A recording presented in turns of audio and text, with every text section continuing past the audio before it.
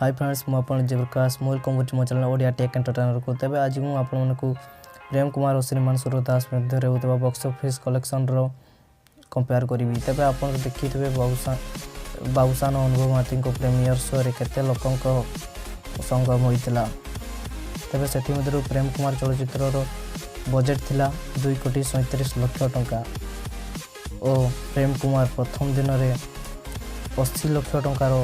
box office collection करिथिला और द्वितीय दिन 85 लाख टंकार इनकम करिथिला और तार तृतीय दिन में 58 लाख टंकार इनकम करिथिला और टोटाल ऊपर से 2,37,00,000 टंकार इनकम कर सारी और अन्य रिलीज बाबूसान को श्रीमान सूरदास बजेट था 1,37,00,000 टंका तेज से प्रथम दिन में 50 लाख टंकार इनकम करिथिला और द्वितीय दिन में 46 लाख टंकार इनकम करिथिला तृतीय दिन में 41 लाख टंकार इनकम करिथिला और टोटाल